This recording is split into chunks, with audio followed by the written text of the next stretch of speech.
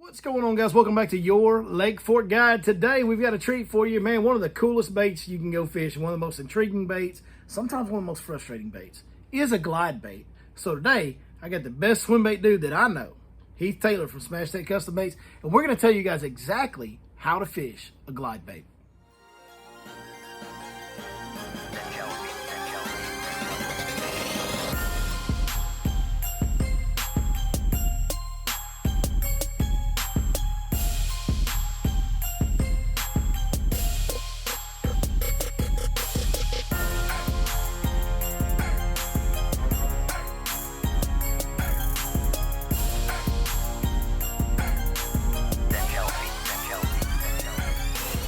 Man, glide baits have been around for quite some time now, and they kind of like peak, and now they're peaking again. They're like really getting hot. People are starting to use them a lot again. I've had a love-hate relationship with them. I think everybody that fishes glide baits, at some point you have a love-hate relationship with the glide bait game, man. It can be so rewarding. It can also be so frustrating and lonely and long days of not a lot. And a big part of what affects whether you have a sad day or a happy day is exactly the little subtle ways in which you fish it. There's a lot of different ways to trigger bites with a glide bait. There's some key elements I feel like that you need to understand about how to make a glide bait behave to get a reaction out of a fish. I think a lot of the sudden start-stop is a big deal. Side-to-side comes into play, forward and stop. Like, there's little different ways, but basically it all comes down to start-stop. There's a lot of direction changes that you can do with a glide bait. You can kind of do tricks with it, right? Yeah. And you can do tricks with it, let it basically turn around on itself. You can even steady retrieve. I caught a couple, when we were filming, doing just a steady retrieve, and then they'd come and swipe at it. So there's lots of different ways, and basically you want to go through those different ways until you get bit, till the fish tell you, okay, this is what I'm wanting today. Am I wanting it just chopped, moving back and forth, but not moving, a lot of movement without a lot of movement. A lot of movement without a lot of lateral movement. Yeah, a lot of back and forth without coming to you that much. And you can do that with a glide bait, with a well-tuned glide bait, I'll put it that way. Yes. And then you can also crank fast and they'll shoot off. Yep. And a lot of times they're going to shoot off this way after the first pause, and then you crank it 3 or 4 times, it may shoot off this way. And I think as we go through this discussion today and show you guys, we got a swim tank right here. You can't see off camera to my right. We're going to show you guys the action that we're talking about putting on the baits. We're going to break it down all the way. But I think one thing to keep in mind too is part of deciding how you fish a glide bait needs to be, how does it fit your preferences? How does it fit your personality type? I'm going to fish a glide bait. I can just tell you from knowing both of us, I'm going to fish a glide bait 10 times faster than he is most of the time. I'm going to be able to make fish react better fishing it fast than I am fishing it the way Heath does. Heath is a very patient fisherman overall. He's very methodical in the way he works a lot of different baits, not just a glide bait. So for him, some of the slower stuff, some of the side-to-side staying in place deal work, like he's talking about, that works really good for him. Whereas for me, I'll catch some fish doing that, but I tend to have better results when I go forward and do kind of the start-stop, and I'm covering more ground horizontally, like you're talking about, like from me to the lure. I'm covering ground faster, making more cast. That works better for me. So take these different retrieves. We're both going to talk you through some retrieves today. As we go through it, take them and experiment with them and find out which ones work for you. I can tell you, when you start, I remember being in the beginning of my glide bait journey. The first one I ever caught, I was actually playing with the bait beside the boat to see how it acted. Like, just to see, when I twitch it like this, what does it do? When I twitch it like that, what does it do? And I'm literally doing different twitches by the boat, and like the shortest, fattest 5.5, 6 pounder ever comes up and eats it right here at the boat while I'm looking at it, and I'm like, oh my God, I got one. And this boat flipped him in the boat. So lots of different ways to catch the glide bait. What I will tell you, when I started my journey, it's disheartening if you don't catch them. Don't get disheartened. Stay with it, stay with it, stay with it. Once you've triggered 1, 2, 3, 4 bites, now you're off and running, and it'll become one of your staples that you fish all the time. And you're talking about it's kind of peaked in interest and popularity. Yes. Well, for those that watched the Elite Series at Fork, Yeah. this year, Yeah. you saw some fish not necessarily getting the boat on a glide bait. And but if there were some that could have won the tournament that came on button. If they had gotten the boat, there were some dudes catching all their fish in the top 10 on a glide bait, or most of them. And there was a couple they had pegged that if those fish get in the boat, if Trey McKinney don't win. If and Matty Wong would have landed some of those glide bait fish that he hooked, it could have changed things. Not only does Trey McKinney not win, but the all-time record gets broken. Like the fish to break the all-time record were on the end of the line. Yeah, he dumped some big ones on the glide bait, and and I talked to him, and that's like it can hero you, or it can crush your soul sometimes. But the reward is so worth it. But you've got to get the bite and worry about landing it after you get the bite. So. It's some big bites. And with forward-facing sonar, a glide bait has become it's probably the best big bait tool, and big bait bait tool for 100% forward-facing sonar, because you can pause, you can stop it just in their face. If you have one that is tuned right. And the best thing that I try to tell people is, if you don't have a tank like this that we're going to be swimming, take and you get a glide bait, take it to a really, really somewhere clear you can see, or a swimming pool is great. If you have a swimming pool, have a buddy that has a swimming pool, and get familiar with the bait. Yeah, just like I was doing when I caught my first one. I'm playing with it. When I bump, because if I bump my reel, I use mostly reel bumps when I'm working a bait. I very seldom. I used to only do the twitches with the rod, and over time, I'm a reel guy now too. Yeah. And you learn that, okay, if I bump it this hard, the bait's going to do this. If I bump it if I give it more of a pull, and you'll see that here in a little bit. If I give it more of a pull, it's going to act completely different than if I give it a pump. And you can, especially with forward-facing sonar, and I know we talked about this a while back when we were kind of talking about what you were wanting out of a glide bait. Yep. Getting those fish to follow it out of a brush pile or something, and you're getting a follower. Well, you want to be able to get really erratic, and that's one of the keys that I've noticed a lot of people talk about on glide baits and deep fish on brush piles. Don't just kill it and drop it in their face. That's not what's going to trigger them. Usually getting erratic, making it pop, the more aggressive, the better. I mean, you almost can't be too aggressive. That's what usually triggers, especially if you have more than one following it. Because if you start getting a little erratic with it and learning what your bait's doing to each input that you have with your reel, and being able to visualize, okay, here's what I'm about to want to do with that bait. If you get a bite, instead of pulling away from them, you can say, okay, well, I want to stop it and dance it in their face, and you already know what it's going to look like if you're doing X, Y, and Z with your reel. So before we go further down the road of how to retrieve it, if people are just getting started, man, let's give them an equipment layout of what they need. So, and that can vary, because you've got glide baits like this. Hold that one up for me, Heath. That bait right there, I can go 7.3 heavy, I can go 7.6 medium heavy. I don't need a big giant swim bait rod. There's other glide baits in this room that if I pick up, and I've got some that are 3 and 4 ounces, and big.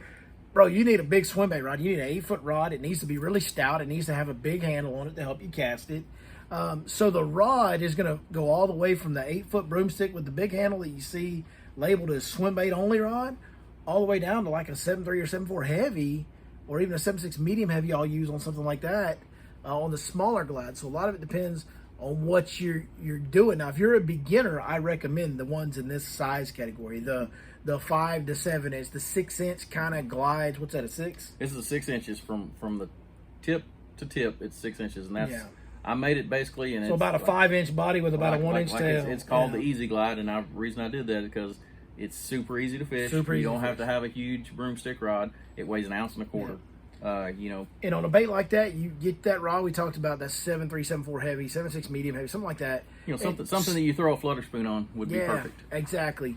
And then like 17 to 20 pound fluorocarbon is good on that. You don't need anything bigger than that. And then if you're going to go up to the big ones, I like to go to 25 pound line. I like to use 20 to 25 pound, and on the really heavy stuff, sometimes I'll actually go to big game mono. Just because there's a little more shock absorption. There's forgiveness. Yep. You don't want to cast off, $100 and something dollar bait. When you're throwing that big bait, there's a lot of shock in casting it alone, and having that mono gives you a little more shock absorption to deal with that throughout the day and make your knot hold up better. So, 100%. I like that too. It's the exact same way I do it. All right, that's the equipment. Areas to fish this bait, man, it can vary. Like, it can be anywhere. I'll tell you that. You know where you want to fish it. Here's where you really want to fish a glide bait. wherever there's big bass eating big shad. That can be in 20 foot of water over brush piles and standing timber. That can be on a shallow point that's 1 foot deep. That can be like today on a big flat. We were fishing earlier today on a big flat, catching them on a glide bait. And they're actually really good dock fishing baits. Dock fishing, yeah. I mean, so you can fish them anywhere. So it just depends. I think the big key is the size of the bait matching up to the size of what they're eating is a big deal in glide bait selection. For live scoping in particular with glide baits, I've noticed that there's times when I will have different size glide baits tied on and they will respond to this size and not to that size. And sometimes it's the little one they respond to and not the big one, and sometimes it's the big one and not the little one. So it really depends on what those fish are locked in on bait size wise. On fork, I'll be honest with you guys, on fork, usually the bigger the better. I mean, those fish eat giant. The fish you want to catch with glide bait on fork out in the timber, out offshore on the main lake, they eat giant gizzard shad most of the time. If they're not eating that, they're eating a juvenile crappie or white bass or yellow bass or whatever. Like, they're eating big baits the size of your hand and bigger is what those fish eat. So the big glide baits for fork specifically tend to get those fish's attention more. But most places you go, something like Easy Glide in his hand right there, probably going to be the deal you want. It's not a tiny bait. Like, if a lot of people will look at that bait and think that's a big bait. You know, in the realm of glide baits and swim it's baits, small for a glide bait. It's really not that big. Yeah. But, you know, there it is next to your hand. You know, it is going to be a lot bigger profile than your square bills and your jerk baits and a lot of your stuff that you're going to throw. So it still has that presence, but the action is what really makes a glide bait. We'll mix in a few highlights of the fish it was catching today because it caught some good ones. And like sizes like this will catch big ones, and you'll have pounders try to choke it. And Heath makes a variation of swim baits. He's a swim bait specialist, makes a ton of them. You can find them at Smash Tech Custom Baits. You can find a lot of them over on Tackle Warehouse as well. Just search up Smash Tech Baits on Tackle Warehouse. But SmashTechBaits.com. SmashTechBaits.com is the website. You can find all these swim baits on the Easy Glide. Couldn't recommend that one enough. It's awesome. Let's go to the tank and do some retrieving. All right, Heath, give me your number one standard, like when you're just starting fishing a glide bait for the day, you don't know what they're going to bite, how they're going to bite. What's your favorite way to start doing it? First retrieve I usually try is just a steady back and forth chop where it's covering a little bit of ground. All right, show me your hands now. Look at your hands. And it's all in the reel. Just bump, bump, bump, bump, bump, bump. Beautiful. So basically it's almost like walking the dog underwater. Yep. So that's about the speed that I'll start out with. Now, if I'm not getting bit, I'll do one or two things. I'll either speed up. And just still chop, chop, chop, chop. Still just a chop. It's just a quicker chop. And if you've got a good bait, it'll stay true. Just a steady twitch. You're not even twitching it. You're just bumping it with your reel. Back and forth. Yeah. It's really good for docks. Going down a side of a dock, or even just covering a flat if you're wanting to cover water. Now then the other way, I'll go the other direction and go slower. Still do a quick pop. Like a pause in between. But you're letting it sink a little bit after each pop. I'm not doing the greatest job of cameraman right here. Sometimes it's not in the center. Yeah, that's okay. I'm sure I'm getting killed in the comments on that right now. I'm not a professional cameraman, folks. But like I said, if you want to slow it down and get it down deeper, and you just want to fish it slower, especially if the water's cold, nice. You can still just a little quick. Just it looks like a cold shad that's struggling is what it looks like. It really does. And then sometimes I'll just steady retrieve it. Do that one more time. Just throw it out. Steady retrieve, and it's just going to do that S back. Okay. How fast are we turning the reel handle on that to get that action? Just a nice. It's kind of a medium, almost like a crankbait, almost medium spinner bait retrieve. Like you'd be throwing a spinner bait or crankbait. And basically it's just going to go back and forth, and you'll feel it thumping. Yeah. Good. Good. So then, if they're not biting it like this, you know, what I normally do a way to get a lot of bites, especially in the fall or when fish are active, is got a foul around my hook. Is just a burst, what I call it. Yeah, the old start stop. You'll do like a 2 or 3. We call that the B-law crawl in my boat. That's the only way I fish them. And it's hard to really show it a lot in this tank. This tank, real long. yeah. This tank doesn't quite have the room to really showcase this particular retrieve. But you'll burn it and just kill it, and it'll shoot off to one side or the other. Yeah. And what will happen a lot of times is you can get one to burn off and shoot off, and you'll get a bite. And if you get a bite that one misses it, you can shoot it off, and then if he misses it, you can sit there and twist it a few times, start popping it, and they'll come back and hit it. So I think one of the big misconceptions is just something people don't understand very well: how fast these bass are. That you can't pull that. You can't reel it fast enough to take it away from him. There's no reel, I don't care, 8-to-1, 20-to-1. There's not a reel you're going to buy that you can swim a glide bait away from a bass if he wants it. And if they react to him, man, for me, I'll tell you, I know you talk about chopping it, but man, what I do, I burn it more. I think if they're in the mood to chase that fast reacting bait and I can get away with fishing it that much faster, I just keep speeding it up till they tell me I'm going too fast. You know what I mean? Like, to get that reaction. Like, I think that's such a big deal. And a lot of the subtle chop, choom, chop, choom, chop, that stuff you're talking about, great way to get a reaction. But sometimes, man, the way to make them react is act like a bait fish would. What's a bait fish going to do if a bass swims up to it? If a bass took a swipe at a shad, what's it going to do? It's going to run like hell. And sometimes that's the way to catch them. And every once in a while, you're adding those pauses in there that give that fish a real chance where he's on it, behind it, if he's chasing it, especially if you see him chasing it on your scope on those bursts, man, every time you pause it, that glide bait's in his face. Like, he's behind it, and then boom, it turns, and it's right in his face, and that's where you get a lot of your bites from, is that start-stop. That's my favorite retrieve for a glide bait nowadays is burn and stop, burn and stop, burn and stop. I got one I want to show him, Heath. Oh, yeah? And I was going to say, especially in colder water, you know, when I was talking about the back and forth real slow. Yeah. I've watched fish, you know, like I said, especially in colder water, I've watched big fish, they'll just swim up to it, and basically you'll just watch their mouth open, and all of a sudden they'll kind of turn, and they may not suck the bait all the way in, but the hook will catch them on the chin or catch them on the outside of the mouth. It's like they just kind of sluggishly swim up to it and kind of nip at it, and then you see your bait glide bait ease off to the side, and you set the hook and you've got them. So absolutely. There's times you just got to figure out what the mood of the fish is. Yeah. All right, show me one more, Heath. I'm going to let you do this. So, well, you're talking about walking the dog under the water. I want you to do that, but I want it to be a quick walk. Quick walk. There it is. There it is. So what I'll do is I'll actually throw the bait out there, and I'll let it sink down some so it's not right on the surface. And then we'll do a really quick erratic. There it is right there, just like that. I like that retrieve. I do that retrieve a lot. So that is my other favorite retrieve. Show them the hand action on that, Heath, real quick. Like I said, it's all real. Yep, that's it. That's exactly how you do it right there. Chop, chop, chop, man. And you can play with it on the surface to get used to doing it. Then when you throw the glide bait out there, let it sink down to your desired depth that you want to present that at, depending on how deep you're fishing. And then you can do underwater walk the dog.